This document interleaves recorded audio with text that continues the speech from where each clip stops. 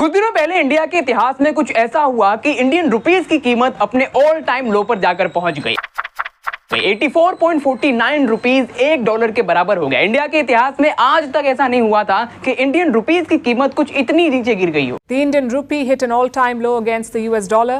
$1 was worth 85 rupees today. तो ऐसे में कुछ सवाल है जो कि मन में आना जायज है कि आखिर इंडियन रुपीस की कीमत लगातार इतने सालों से गिरती ही क्यों जा रही है। सवाल है कि आखिर जब सरकार लोगों से इतना ज्यादा टैक्स का पैसा वसूल कर रही है तो वो पैसा कहाँ जा रहा है। आखिर सरकार उस पैसों से क्यों इंडियन रुपीस की वैल्यू को बढ़ाने में बिल्कुल फेल हो रही है। The rupee has been falling over the last 1 month compared to the dollar. साथ ही इंडियन रुपीस की वैल्यू बाजार में गिरने से आप लोगों की जेब पर क्या फर्क पड़ता है और कैसे इंडियन रुपीस की कीमत गिरना देश के लिए एक बहुत ही फायदेमंद पॉइंट है। आइए समझते हैं ऐसी चीजों को आज की इस वीडियो में। ऐसे नहीं होता मित्रों, मैं शासन में बैठा हूं, मुझे मालूम है इस प्रकार से रुपया इतनी तेजी से गिर नहीं सकता।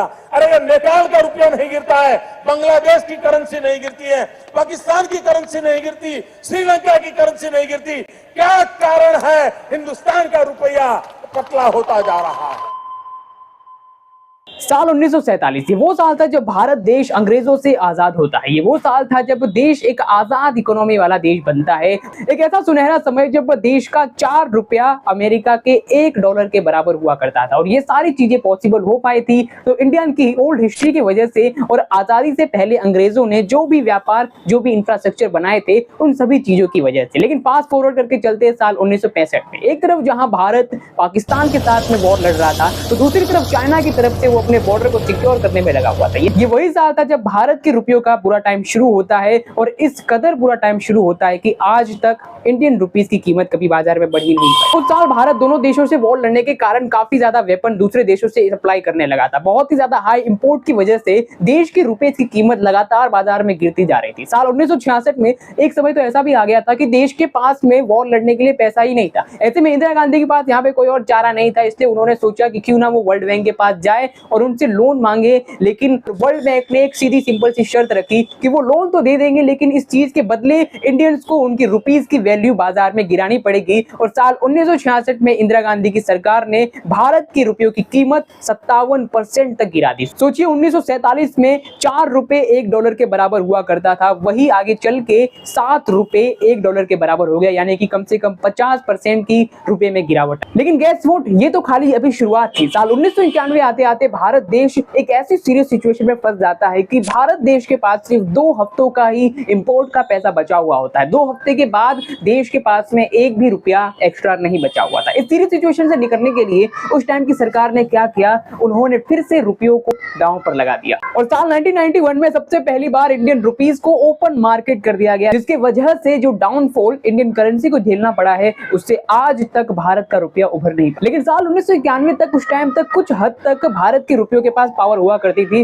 क्योंकि 17 रुपए $1 के बराबर हुआ करता था। लेकिन यहाँ पे क्या आपने एक चीज को नोटिस किया, साल 1991 और उससे पहले तक भारत जो था इंडिया और पाकिस्तान के साथ में वॉर लड़ रहा था। देश में फाइनेंशियल प्रॉब्लम चल रही थी, 2 हफ्ते का पैसा बचा हुआ था। तो ऐसे में ये कहना जायज है कि हाँ इंडियन रुपीस का दाम ऐसी सिचुएशन में गिरना और गिरना तय है। लेकिन 1991 के बाद भारत ना तो किसी वॉर में फंसा, ना ही कोई फाइनेंशियल क्राइसिस में फंसा ऐसा हो कि 1 हफ्ते का पैसा बचाओ। इनफैक्ट सरकार तो ये तक कहती है कि पूरी दुनिया में भारत की जीडीपी सबसे तेजी से ग्रो कर रही है। तो सवाल है कि 1991 में जो 17 रुपए $1 के बराबर हुआ करता था, जब जीडीपी इतनी अच्छी जा रही है तो आखिर यही डॉलर का प्राइस 32 साल बाद क्यों 85 रुपए पर डॉलर चला गया। अब देखो ग्रेजुअली कहे तो साल 1991 के बाद भारत देश वैसे तो किसी भी वॉर में नहीं फंसा, किसी भी फाइनेंशियल सिचुएशन में नहीं फंसा, लेकिन फिर भी भारत का रुपया इतनी तेजी से गिरा तो उसके पीछे कारण था अमेरिका का हाथ।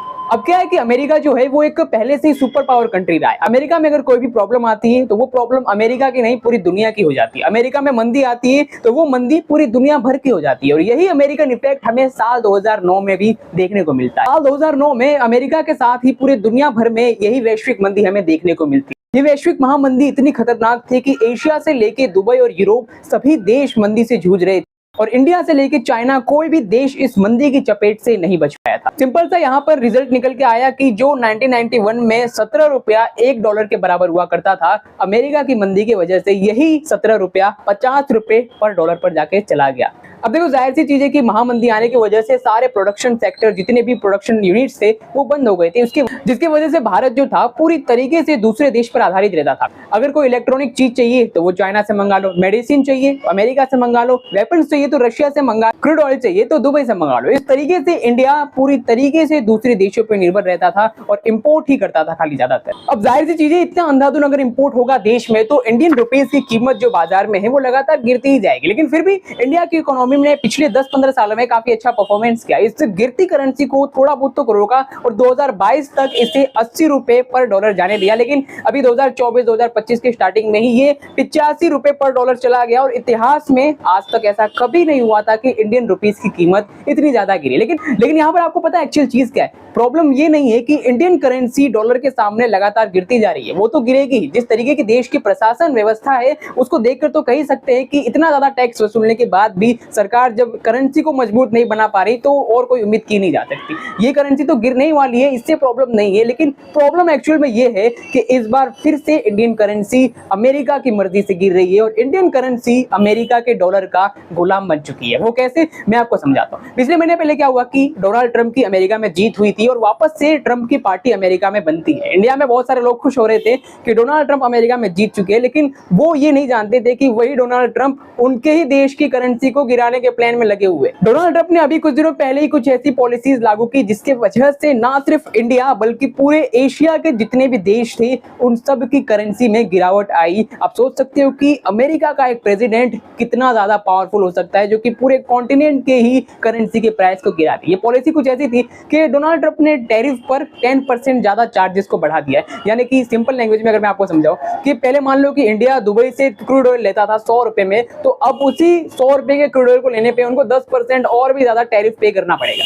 अब इंडिया जैसा चीज जो कि इंपोर्ट पर ही टिका हुआ है, देश में काफी चीजें बनती नहीं है, बहुत सारी चीजें बाहर से ही आती है। अब इतना ज्यादा इंपोर्ट होने के बाद अगर उन पर और ज्यादा टैरिफ लगा दे तो जाहिर सी चीज है कि यहाँ पे करेंसी की कीमत तो गिरने ही वाली है। लेकिन क्या यहाँ पे आपने एक चीज को गौर किया, सरकार पिछले कई सालों से लोगों से टैक्स के रूप में कितना ज्यादा पैसा वसूल कर रही है। हर साल करोड़ों रुपए लोगों से टैक्स के रूप में वसूले जा रहे हैं और यहाँ तक कि ऐसे तरीके निकाले जा रहे हैं टैक्स वसूली की कि दूसरे देश के अगर उसे लोग सुने तो उन्हें भी हंसी आ जाएगी। जैसे कि निर्मला सीतारमण ने अभी टैक्स वसूली का एक नया तरीका निकाला है। उन्होंने सिनेमा घरों में जो पॉपकॉर्न मिलते हैं उन पॉपकॉर्न पर भी 5% जीएसटी लगा दिया है। सोचो, तो सवाल है कि जब बीजेपी सरकार इतना एग्रेसिव टैक्स वसूली कर रही है तो ये सारा टैक्स का पैसा आखिर जा कहां पे रहा है? आखिर इन टैक्स के पैसों से गिरती हुई रुपयों की कीमत को वो कंट्रोल क्यों नहीं कर पा रहे हैं? तो वेल जवाब ये है क्योंकि वो कंट्रोल करना ही नहीं चाहते। सुनने में थोड़ा अजीब लगेगा लेकिन असल में सच्चाई ये है कि बहुत से लोग पैसों की गिरती वैल्यू को एक बैड इंडिकेटर समझते हैं, क्योंकि मीडिया में इस चीज को ऐसे ही दिखाया जाता है और ऐसे ही हाईलाइट किया जाता है। असल में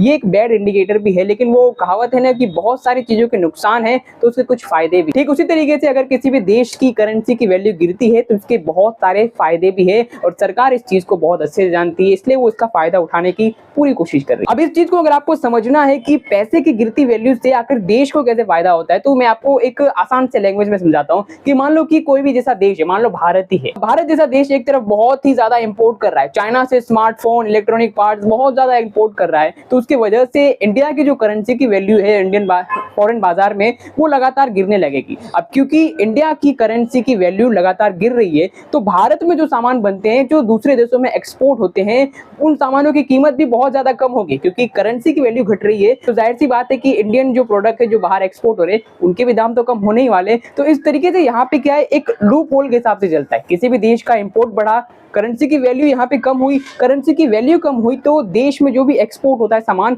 उसकी वैल्यू कम हुई। अब उस एक्सपोर्ट होने वाला सामान की वैल्यू कम हुई तो जाहिर सी चीज है कि एक्सपोर्ट बहुत तेजी से बढ़ता है और पिछले 10-12 सालों से भारत के साथ में यही हो रहा है। इसी चीज का फायदा कहीं ना कहीं भारत भी उठा पा रहा है। तो आई होप आपको समझ में आया होगा कि इंडियन करेंसी पिछले कई सालों से कैसे गिरती जा रही है, कैसे इससे फायदा होता है और क्या क्या सरकार ने इंप्लीमेशन किए हैं इस इंडियन करेंसी की गिरती कीमत को रोकने का।